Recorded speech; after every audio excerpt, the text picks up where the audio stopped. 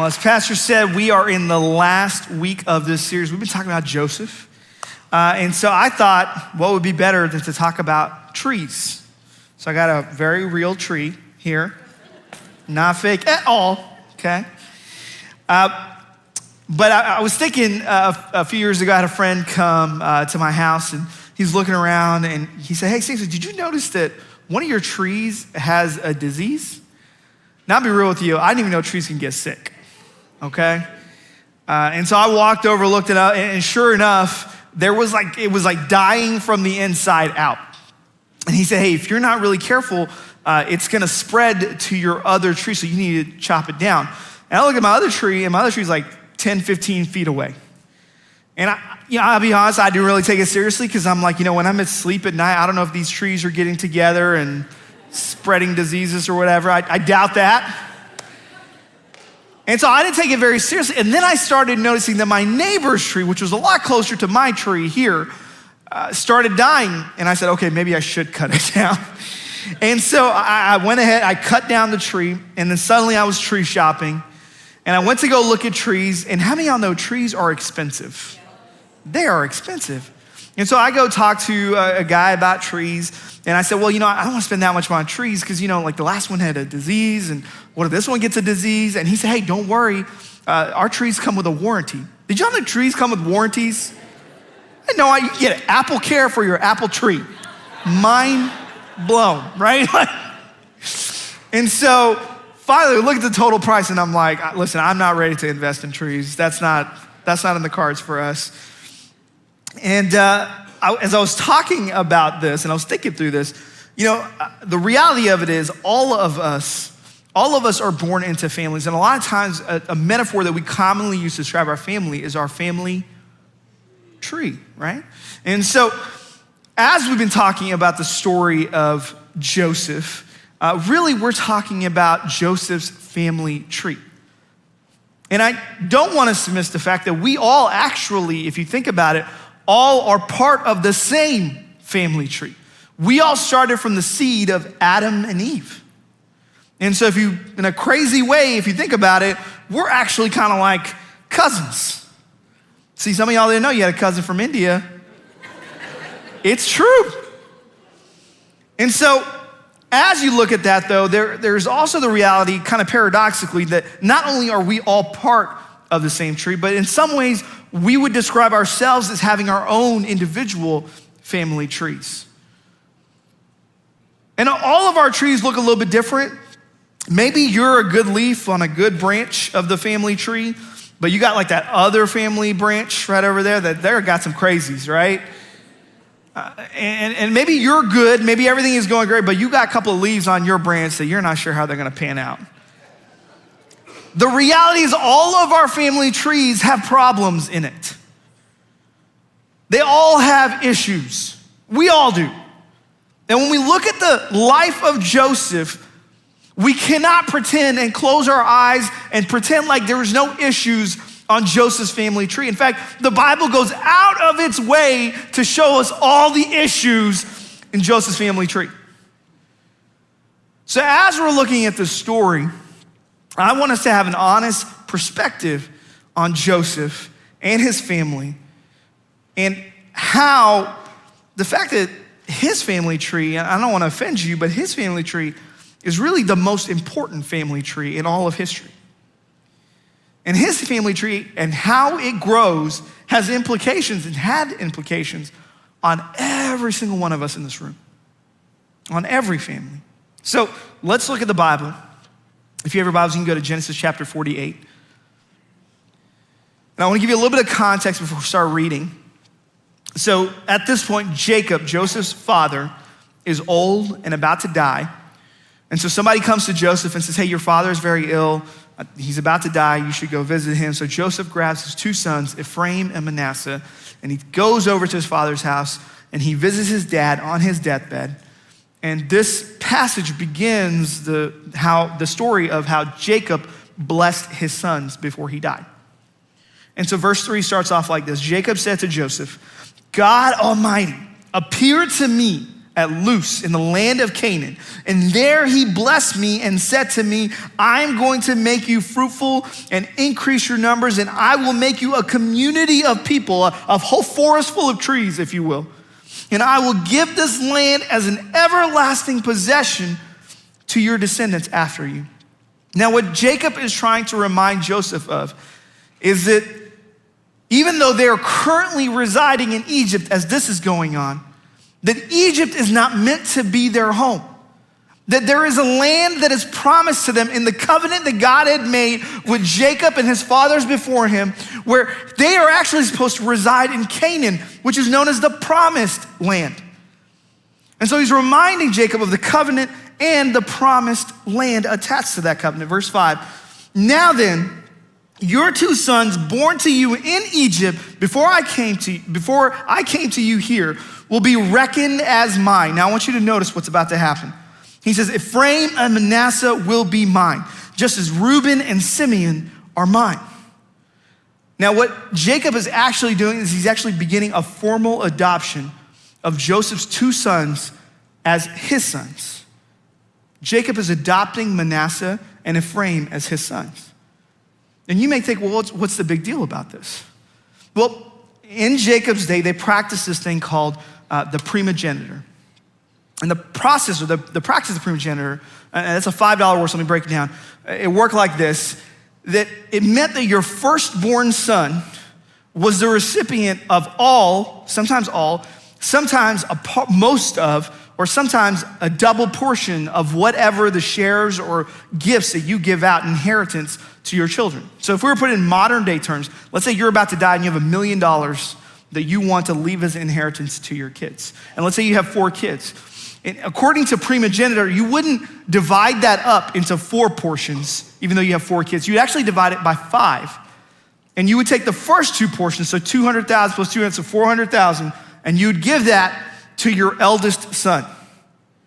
And the other 3 kids would get 200,000 each. They would get a single share.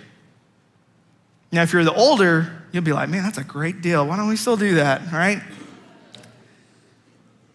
But this is how they blessed the firstborn son. Now, what Jacob is doing is he is wanting to give the blessing of the firstborn to Joseph, even though Joseph is legally not his firstborn son.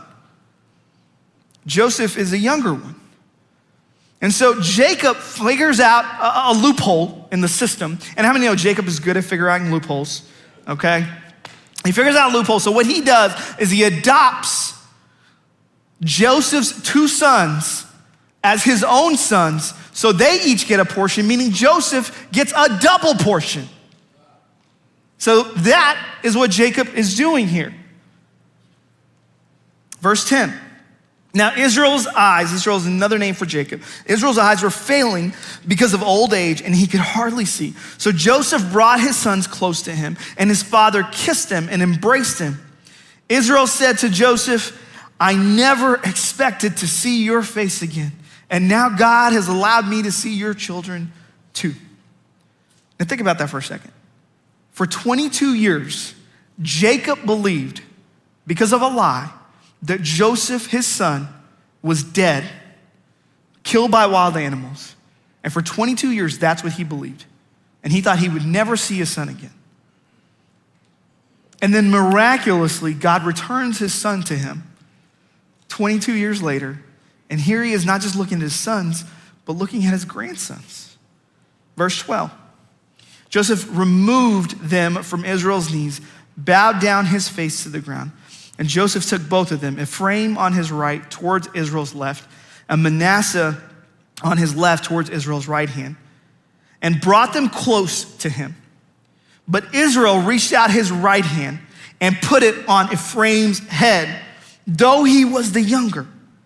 And crossing his arms, he put his left hand on Manasseh's head, even though Manasseh was the firstborn. Now, I know the scene can kind of sound confusing, so I actually brought a picture of the actual situation. So here's the picture. And I pulled it right off their Instagram. So it's legit. So there is Jacob, and there is Joseph, and there are the 2 sons. Manasseh the rightful heir, the rightful firstborn, and then Ephraim receiving the right hand right there. And you might think, hey, what's the big deal about this right hand? What does that even matter? Well, in their day, the right hand represented dominance. So it meant that the greater blessing was on the right hand, and Jacob is choosing, instead of placing it on the firstborn, which is the rightful heir to that greater blessing, he is choosing to place it on Ephraim, the lesser, the younger. Now, when Joseph saw his father placing his right hand on Ephraim's head, he was displeased. So he took a hold of the father's hand to move it from Ephraim's head to Manasseh's head. But Joseph said to him, "No, my father, this one is the firstborn. Put your right hand on his head." Now, Joseph is assuming, you know what, Jacob is blind. He's about to die. Like, he doesn't know what he's doing. He's clearly making a mistake. This is an accident. He doesn't know what he's doing. Verse 19, but his father refused and said, "I know, my son, I know. He too will become a people, and he too will become great. Nevertheless, his younger brother will be greater than he, and his descendants will become a group of nations." He blessed them that day and said, "In your name will Israel pronounce this blessing. May God make you like Ephraim and Manasseh."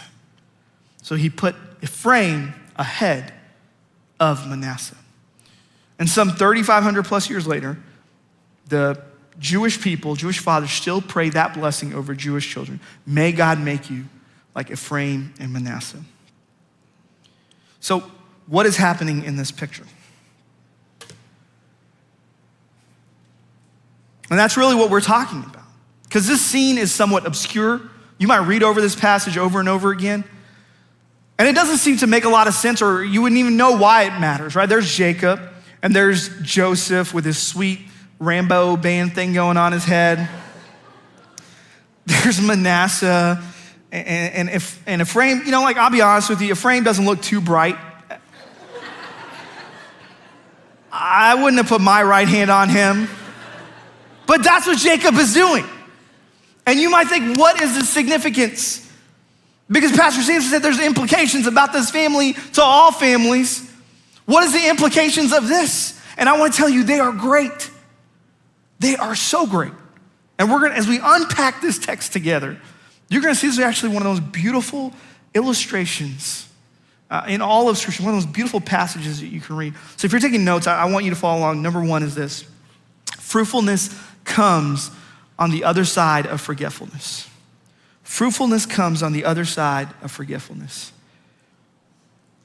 So when we look back at Joseph's life, if you remember, Joseph was released from prison by the Pharaoh, and he was elevated immediately to be a prince in Egypt. He was second only to the Pharaoh. He was incredibly powerful. And then he was given a wife, and the Bible says that he had two sons. The first son that he had, his firstborn, he named him Manasseh. And Manasseh means to forget. He said, "God has made me forget all my trouble in all my father's household." But if you remember what Pastor Rodney preached on last week, you will remember that Joseph didn't merely forget. In his forgetfulness was forgiveness. That he chose in that season, he chose to forgive the harms done to him by his brothers. The ills perpetrated by his brothers, he chose to forget and to forgive. And I'll be honest, there's a lot of us here, including me, sometimes it's easy for us to forget but not really forgive. That's how we end up, where we're kind of mad at someone, but we can't remember why. I remember not too long ago, my wife, she was getting real short with me one day, and she's in the room, so I gotta be careful what I'm about to say. And I was just trying to be, to figure out what's going on. So I pulled her aside and said, "Hey, babe, did I do something wrong? Is something wrong here?" And she said, "I don't know why, but I am mad at you." How many of you have ever been there? Right? Because we are not necessarily good at forgiving, right? Our emotions sometimes last a lot longer than our memories. But Joseph chose not just to forget, but to forgive. And then God blesses Joseph with another son, and he names that one Ephraim.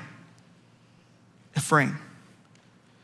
Now, Ephraim is actually, if you look at that first part of his name, Ephra, that means to be fruitful. To be fruitful.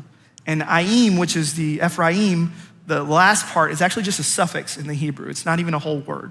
And it simply means to double whatever came before it. So what Joseph is saying is that God has doubled my fruitfulness. God has made me fruitful twice over. In fact, he literally says these words. He says, God has made me fruitful in the land of my suffering. He has doubly blessed me. Fruitfulness, Joseph knew, came on the other side of forgetfulness. And several years ago, I had the privilege of doing a wedding, which ended up being my most favorite wedding that I've ever done. If you're in this room and I did your wedding, I'm sorry, this one was it. It was this beautiful couple.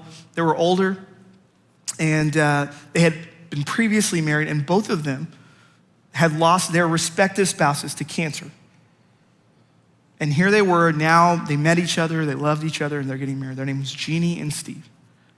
And I didn't know Steve's story during that time as well, but I knew Jeannie's. I'd been there with Jeannie when she went through her story. See, Jeannie had been previously married to a gentleman who was also confusingly named Steve. And so Jeannie and Steve came to North Church. Actually, Steve came to North Church for the very first and last time on a candlelight service here at North Church. And he got saved. And some 2 months later, he died. And I remember seeing Jeannie go through that and how much pain she was under and going through. But you know what I loved about Jeannie? She just kept coming back to church. And she would eventually start serving, and she would serve every week. She would be here. And she knew she had to get healing, so she started going to counseling. And so she would go to counseling on a regular basis. And eventually she got so far in this process of healing and figuring out ways to unwind and untangle from that trauma she experienced, that she realized she had to help other people. She actually started a North group called the Grief Share Group in this church to help other people heal from similar traumas. And so she was helping people. And while she was on that part of her journey, she met the new Steve. And here we are now. I'm at the altar with them. They're getting married. And I was doing the wedding, and I got to the part where you do the vows. You know, for better, for worse, sickness and health, death do his part. And I just stopped before I got to the vows, and I said, you know, I have to be honest here. This is so weird for me. This is weird because every time I do the vows with a couple, I know they have no idea what they're about to say. They have no idea the weight of the promise they're about to make to each other. I know that because I was there too, and I made that promise too. We are all just signing a blank check to an account with no money in it. We have no idea what we're promising, but we're talking real big. But when I look at you two, I said this to Steve and Jeannie, I said, when I look at you two, this is so strange because the vows you're about to make, you know exactly what those words mean. You know exactly what it means for better, for worse, in sickness and in health, till death do us part.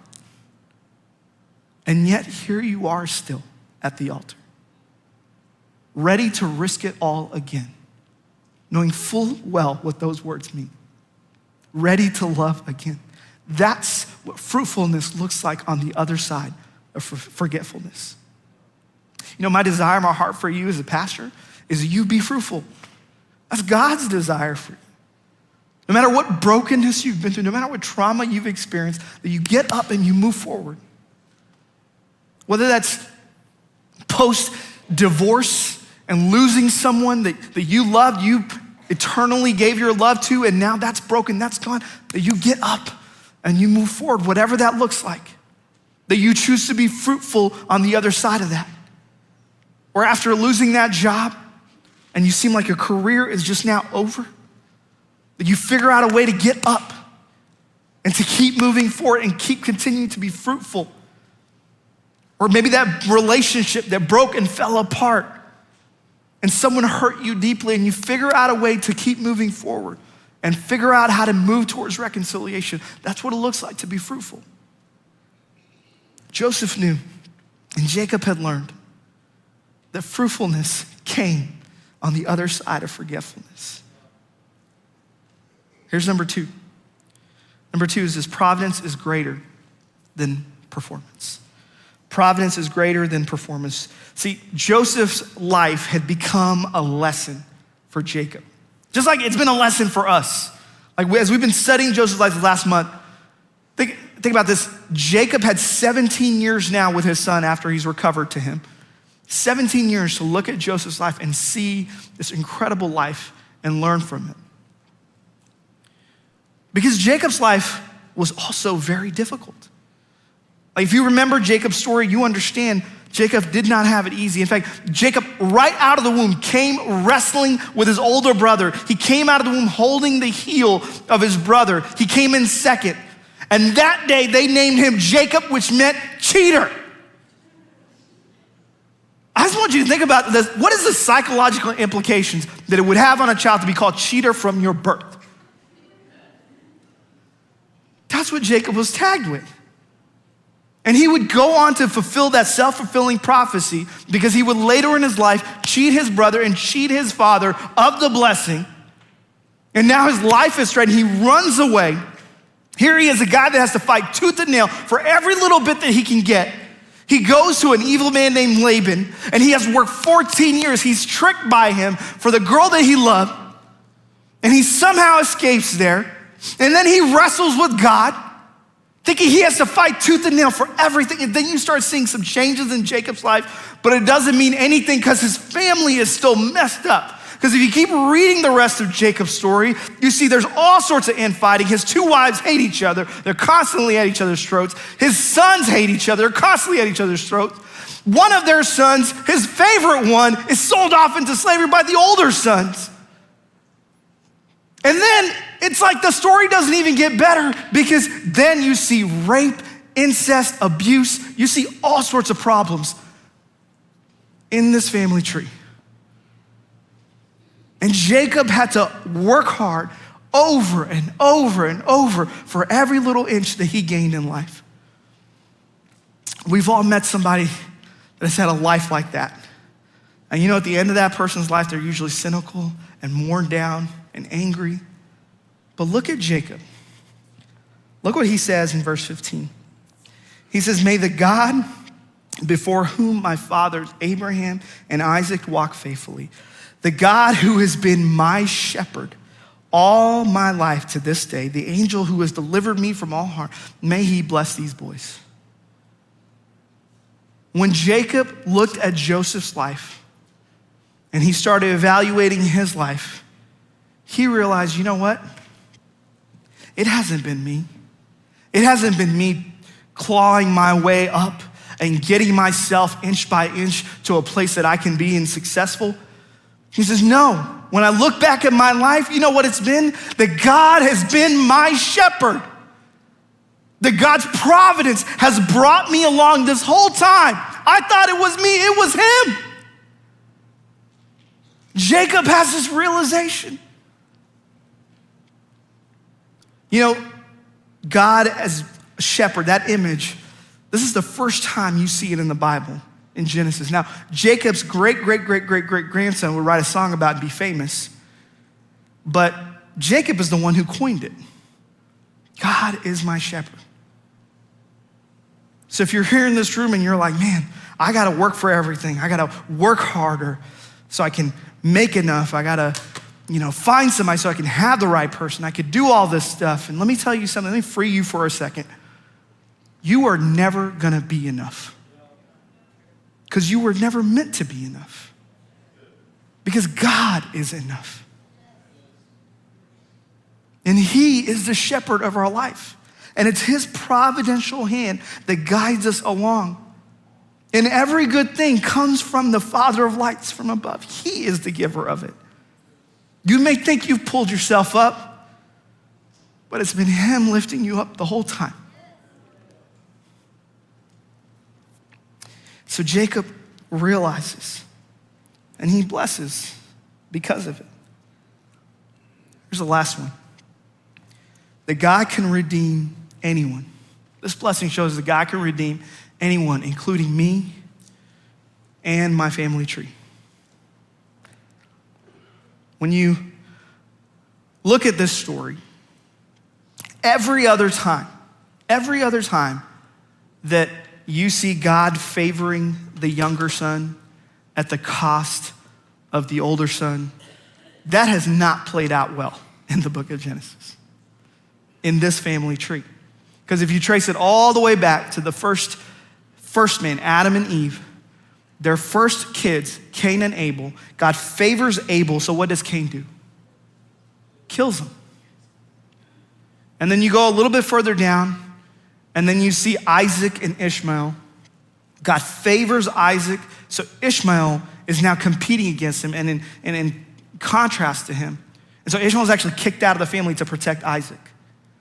And then you go a little further down and you see Jacob and Esau.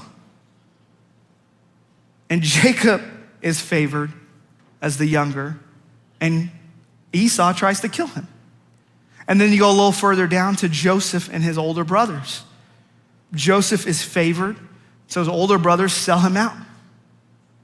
It has never played out well in this family to bless the younger at the cost of the older.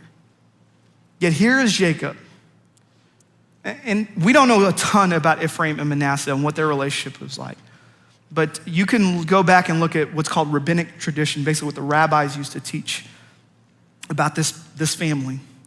And the rabbis used to teach that Ephraim and Manasseh was the first brotherly relationship in this family line where there was no rivalry. There was no conflict. That these two brothers, even though the younger was favored above the older, these two brothers got along and they loved each other. And I have to be real with you, I don't know if that's the case. I don't know how that played out. But I do know this, that even if Ephraim and Manasseh got along great, when you follow the tree down the line, that didn't play out in this family. Because there was all sorts of infighting.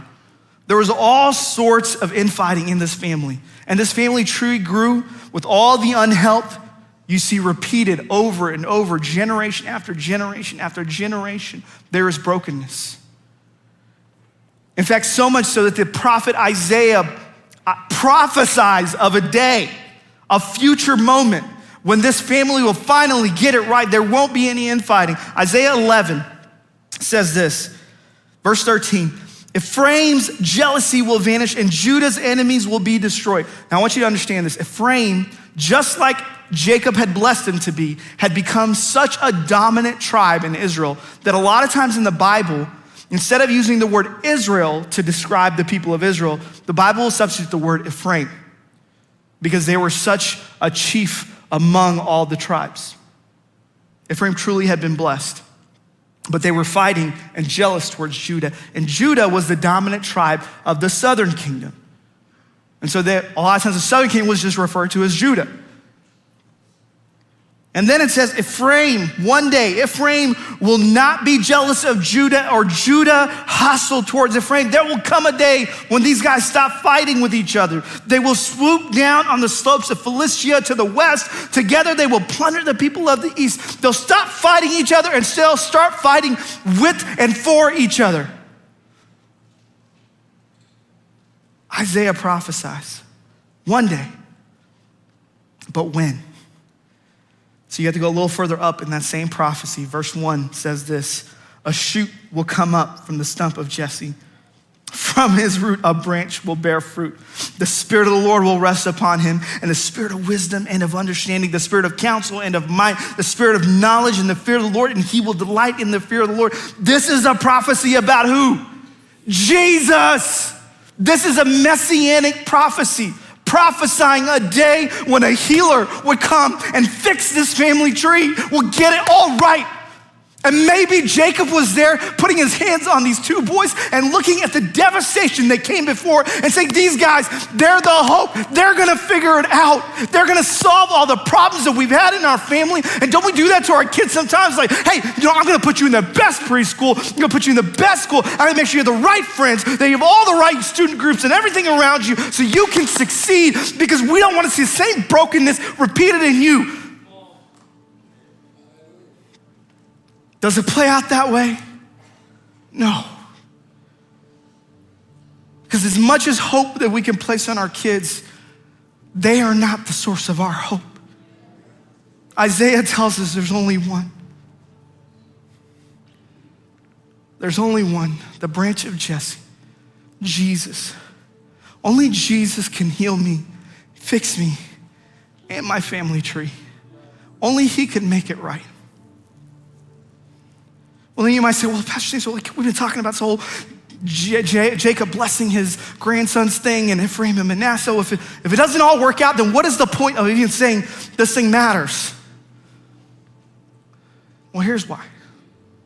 See, what Jacob did there of blessing the younger at the cost of the older is actually what God the Father did 2,000 years ago.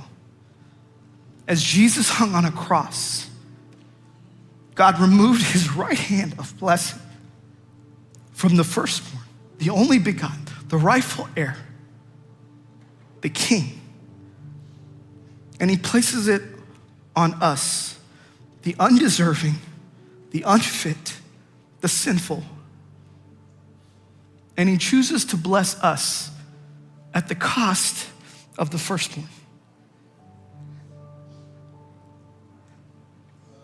And I wonder, I'm just imagining now, I wonder if in heaven there were like angels around God the Father at this point. Say, God the Father, no, you made a mistake, that's not right. He's the firstborn, he's the deserving one. Don't take your right hand of blessing off of him while he's on the cross.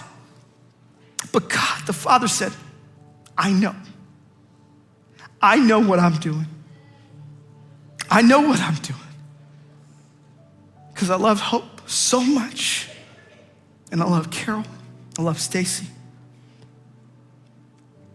I love them so much that I'm willing to bless them at a cost, the cost of my firstborn.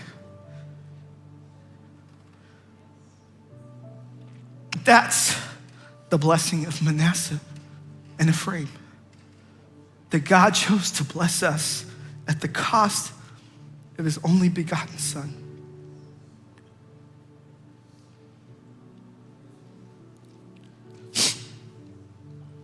I want to encourage you, because so often we think that we can fix all the issues, all the generational curses, all the problems, all the weights, that we can somehow solve these problems. And the reality is we can't. But the beauty is he can.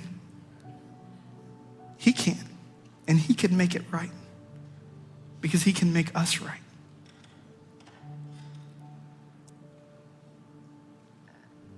You know, when I was in seminary, I took a class, it was a counseling class, and we had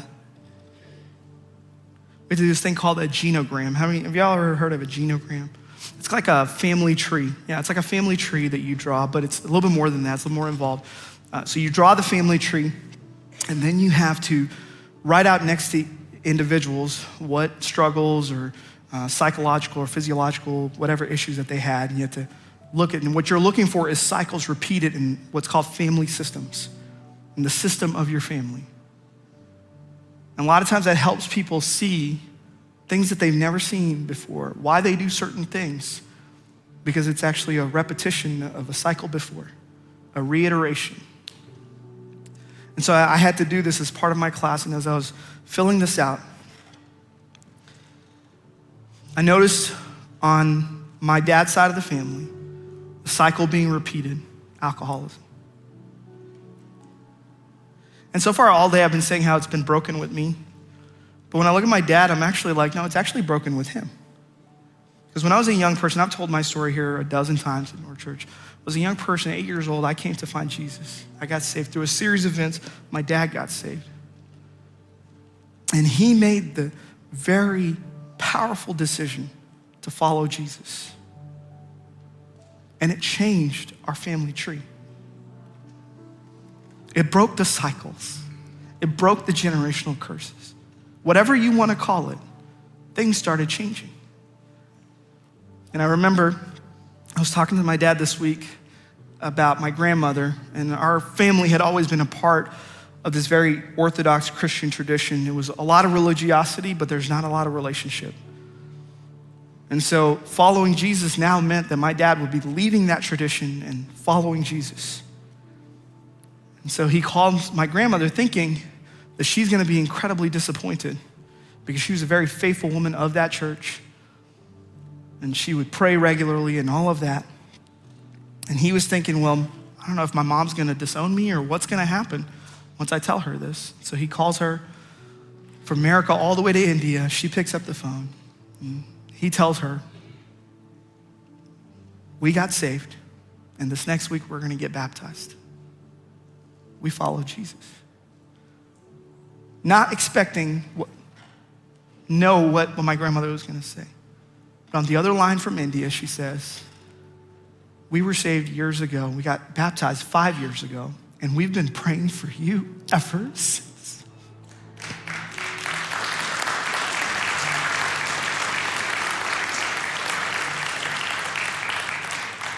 And she said, we didn't tell you because you're kind of crazy and we didn't know how you'd react.